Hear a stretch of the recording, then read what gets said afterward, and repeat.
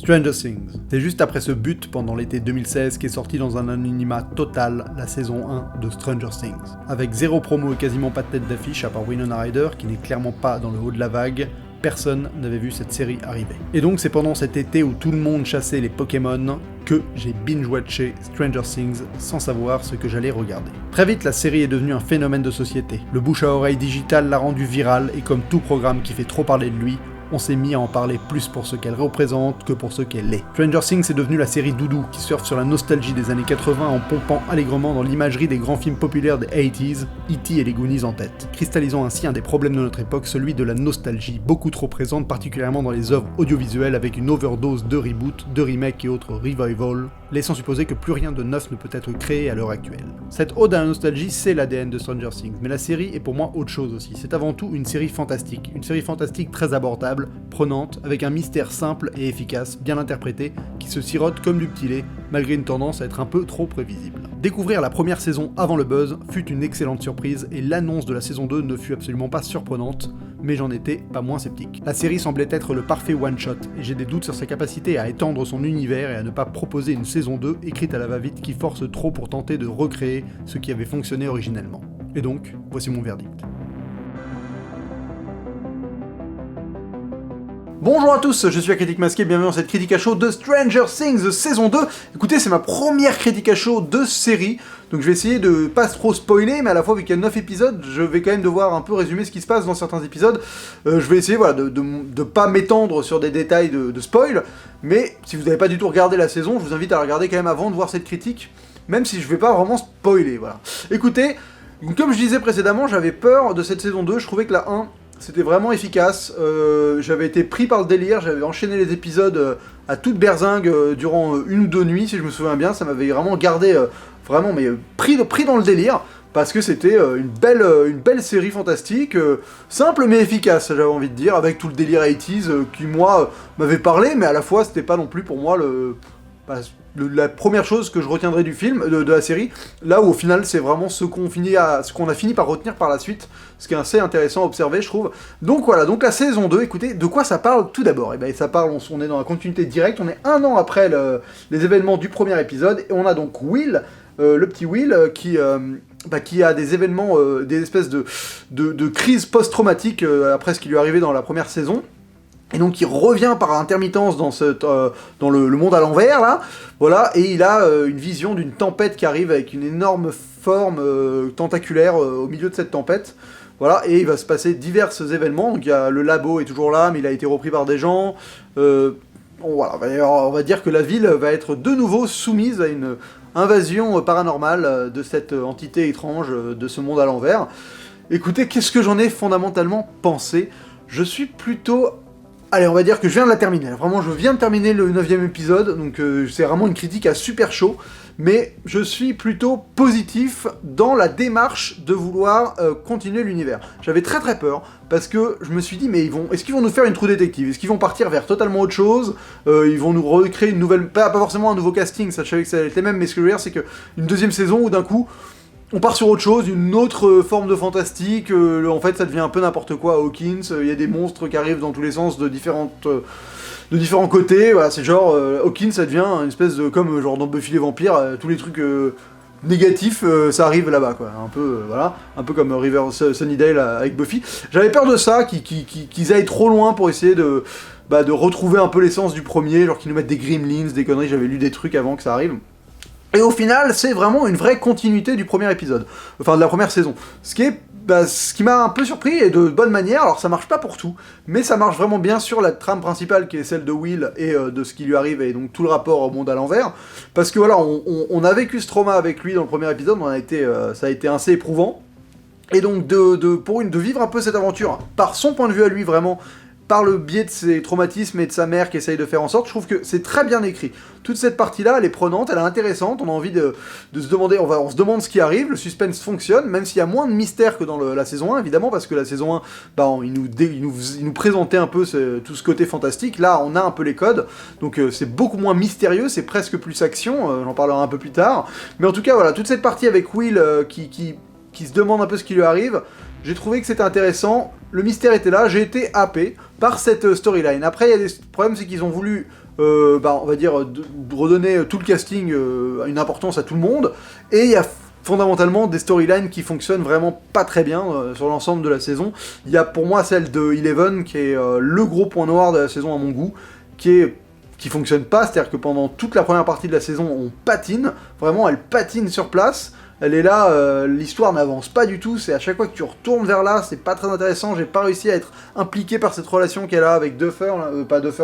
avec Jim Hopper là, cette relation père-fille, franchement j'ai pas réussi à y croire au début.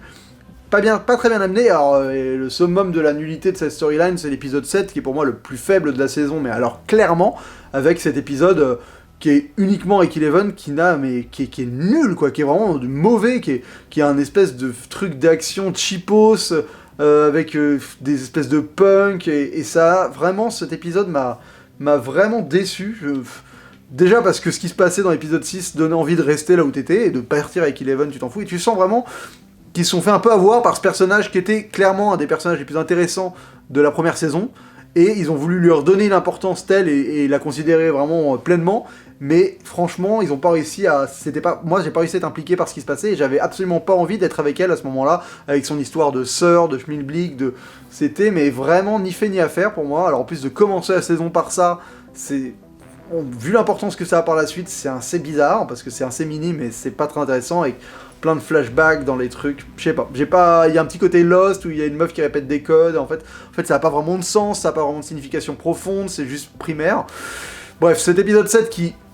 cristallise un peu cette storyline de Eleven, super déçu en plus avec des espèces de coïncidences horribles avec elle qui débarque pile poil au lycée, c'est pas dans le 7 mais bref au lycée quand l'autre il y a Max qui lui tourne autour, enfin quand Mike là c'est vraiment tu t'es là tu fais franchement vraiment les gars, juste pour provoquer une espèce de semi-tristesse, enfin bon. J'ai storyline pas très bien amenée. Deuxième chose qui est étrangement amenée, c'est les nouveaux personnages qui arrivent. Donc il y a 3 nouveaux personnages, 4 avec le docteur, mais 3 principaux. Il y a Bob, le petit copain de Winona Ryder, donc de Joyce, qui est un personnage vraiment intéressant. Le problème c'est que ça aurait été bien qu'il y soit introduit dans la saison 1, parce qu'il n'y a pas de raison qu'il soit pas là. Alors j'aime bien le comédien, c'est celui qui joue Sam dans Le Seigneur des Anneaux et qui jouait dans les Goonies. Le rôle est vraiment hyper aimable, et ils font tout pour qu'il soit justement hyper aimable, et que tu l'adores, enfin, c'est le mec que tu peux pas détester quoi. Donc ça fonctionne, il remplit son but, c'est presque un peu trop cousu de fil blanc, j'ai envie de dire que le moment où tu sens que le truc va arriver, tu fais ah ouais, tu vois, ils t'avaient vraiment écrit pour ça, toi. Ils avaient vraiment depuis le début, ils te planifient juste pour ça, quoi. Vraiment un petit côté tire-larme qui a le mérite de pas être très subtil, mais la série ne l'a jamais été très subtile, elle a toujours été assez bourrine dans ses intentions de primaire, quoi. Je trouve que c'est une série qui est intéressante pour ça, parce que elle t'accroche par sa simplicité, par son côté premier degré, son côté simpliste, et le personnage pour moi de Bob, c'est ça, hein, Bob, j'ai pas envie de dire des conneries, c'est vraiment, mais totalement ça, quoi. Ouais, joué par Sean Austin, Bob, c'est ça. Donc totalement primaire. Bon, j'aurais bien aimé qu'il soit intégré dans la saison 1, il l'a pas été, c'est pas très grave, le personnage reste intéressant, et il y a les 2 nouveaux participants au lycée, donc Mad Max et son frère, un peu redneck, là, de Californie. Très étrange comme introduction de personnage, enfin le fait de les faire venir dans l'histoire, je trouve que le frère, tu le vois beaucoup au début, tu sais pas trop pourquoi, et au final il ne sert à rien, et il serait pas là, ce serait exactement la même chose, c'est-à-dire qu'il n'apporte rien à l'histoire, alors c'est probablement pour une suite, voilà, tu sens qu'il plante des graines, mais à la fois je vois pas vraiment l'intérêt sur cette saison, et le personnage de Mad Max, bon, il apporte un peu de profondeur à notre petit personnage de Lucas, mais honnêtement, pareil, je trouve qu'elle est pas là, ça change rien, quoi, et de rajouter des personnages, c'est bien, mais de les traiter de manière aussi succincte, c'est pas forcément hyper intéressant. À la limite, Mad Max, j'avoue que ça me dérange pas trop, et pourquoi pas. Son frère et tout ça, c'est vraiment du drama en trop, et ça s'éperpille un peu beaucoup. Sur 9 épisodes, c'est assez court, une saison de 9 épisodes, je trouve qu'il faut être un peu plus resserré, et envoyer un poil plus, et là, il y a des trucs qui partent un peu dans tous les sens, de manière pas toujours hyper bien foutue, pareil. Je trouve que le personnage le moins bien traité de la saison, qui était déjà dans la saison 1, c'est la sœur, Nancy, la sœur de Mike, qui est qui est insipide de toute la saison, qui a un espèce de triangle amoureux, mais alors le truc c'est que cette fille en fait elle fait rien quoi, enfin il y a un moment où tu peux pas juste la laisser là en tant que fille qui a fait des trucs dans la saison 1 et qui était intéressante, et là vraiment tu te demandes pourquoi les mecs la trouvent intéressante, enfin à un moment son ex-petit copain ou son petit copain là, le The King, je sais plus comment il s'appelle, Steve, voilà Steve à un moment il dit elle est spéciale par rapport aux autres, mais tu comprends même pas pourquoi, enfin c'est une fille gentille mais son personnage est d'une platitude absolue dans cette saison et c'est vraiment dommage, et toutes ces pérégrinations avec le frère de Will là, avec Jonathan, c'est pas ce qu'il y a de plus intéressant non plus, la scène fonctionne quand ils vont chez l'espèce de journaliste parano, mais à la fois je trouve que ça fait plusieurs storylines d'un coup, et je trouve qu'entre celle-là et celle d'Eleven, il y a des moments où tu te demandes un peu bon ce que tu es en train de regarder, et le problème c'est que quand tout ça finit par se rassembler vers la fin, ça n'a pas une alchimie particulièrement hyper efficace, c'est pas hyper bien amené, c'est moins fluide que ça aurait pu l'être, c'est-à-dire que tu sens les trucs un peu forcés, ils débarquent au labo, tu sais pas trop pourquoi, au même moment que les autres sortent de la forêt, au final ils arrivent quand les autres sortent, enfin, c'est fait vraiment forcé coïncidence, on a besoin de réunir tout le monde pour le grand final, et c'est un peu dommage, après, voilà, je trouve que c'est pas un des gros défauts, mais en tout cas, pour ce qui est de l'histoire, j'avoue que j'ai été agréablement surpris. Ils ont été dans la bonne direction avec la trame principale, avec ces fameux traumas de Will qui sont bien explorés, et on va de plus en plus loin dans la menace. La menace est plus importante que dans le précédent, mais on la comprend mieux, ça qui est intéressant. Il y a un peu des parallèles, j'ai vu sur Twitter des gens qui faisaient des parallèles avec Aliens et Alien.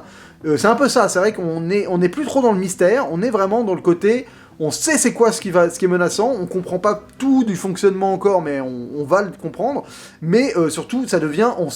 encore plus menaçant, et maintenant on va le combattre quoi. Donc il y a des scènes d'action qui sont pas hyper bien filmées, la réalisation est c'est variable, hein, mais ça reste standard avec pas des grandes idées de mise en scène particulière, c'est vraiment on retranscrit cette espèce d'atmosphère, voilà, des films de Spielberg, ou enfin des années 80. Ce principe-là, moi, me dérange pas, ça fait partie de l'ADN de la série, elle se passe dans les années 80, donc on fasse référence à aux musiques des années 80, au fait que les gamins vont dans une salle d'arcade, enfin, toutes ces choses qui font partie de la série. Pour moi, c'est la série. C'est-à-dire que t'enlèves les années 80, t'enlèves une partie de la série, donc je vais pas faire un procès de la série en disant qu'elle entretient cette nostalgie, oui, mais à la fois, c'est toujours ce qu'elle a voulu être et ce qu'elle a été. Donc pour moi, c'est un faux débat de lui reprocher ça, je trouve ça étrange que toutes les critiques se concentrent là-dessus, en fait. Que t'aies l'impression que cette série n'existe pas en dehors des références aux années 80. Alors que si, il y a quand même une histoire, des personnages, des intrigues, c'est quand même une saison, la saison 1, véhiculait quand même des choses intéressantes. Elle véhiculait des thématiques pas forcément hyper abordables de prime abord. Le deuil, le passage à l'âge adulte, la paranoïa, enfin plein de choses qui sont aussi un peu, on va dire, qui évoluent aussi dans cette saison 2, mais c'est pas une série si vide que ça, c'est-à-dire que c'est une série simpliste, mais qui a quand même qui aborde des thèmes intéressants, donc je trouve que la saison 2 fait son travail là-dessus. Après, il y a les personnages qui perdent vraiment d'intérêt, je trouve que le personnage que j'aimais bien dans la saison 1, qui est joué par... le personnage de Dustin, qui trouve cette espèce de bestiole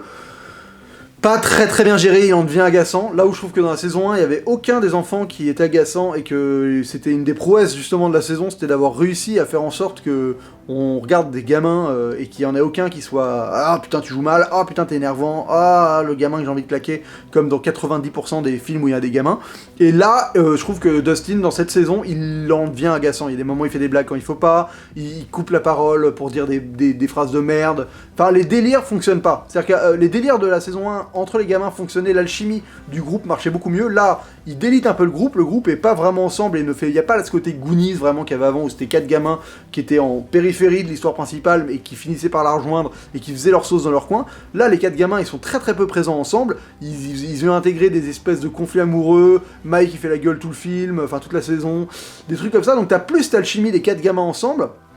et donc tu te retrouves avec Dustin qui prend beaucoup de place dès qu'il y a les gamins, et qui en devient un peu agaçant. Voilà, donc perso, après tout le délire de draguer les filles, avec ses dents,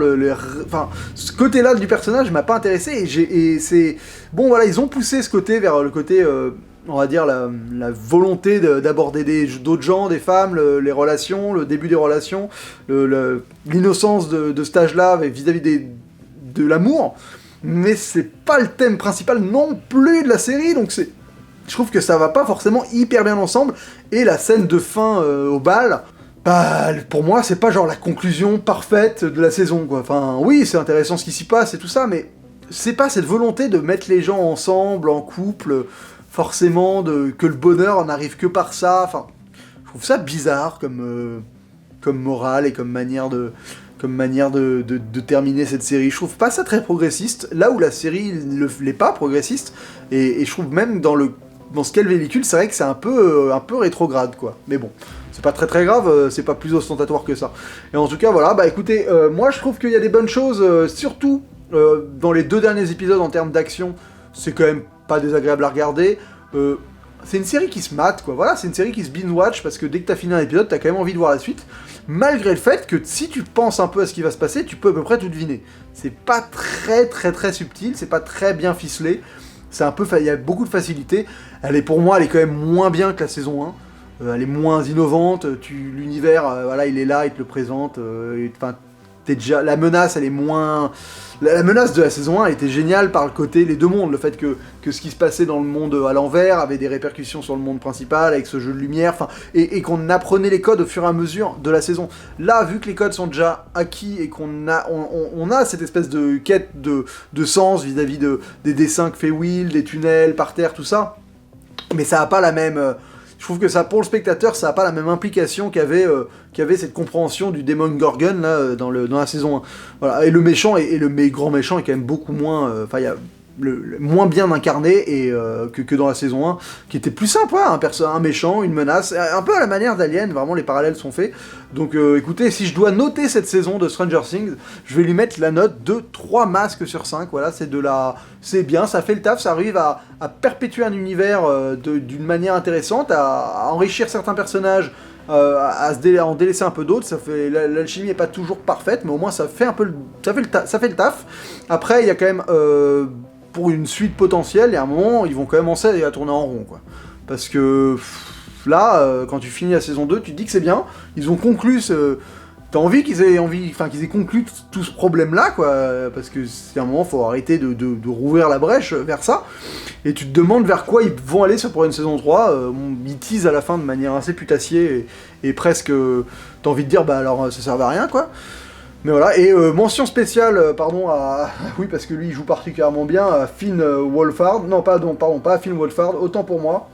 à Noah Schnapp, il n'y a pas de S, Noah Schnapp qui joue Will, et qui est vraiment, mais qui en prend plein la gueule toute la saison, et qui est très bon, quoi. Franchement, très bonne performance de comédien pour Will, parce que, il en chie des caisses, et est en chie avec lui, et entre les séquences, c'est marrant, j'ai bien aimé la séquence d'Exorciste vers la fin, là, ça me rend fait marrer, parce que c'est vrai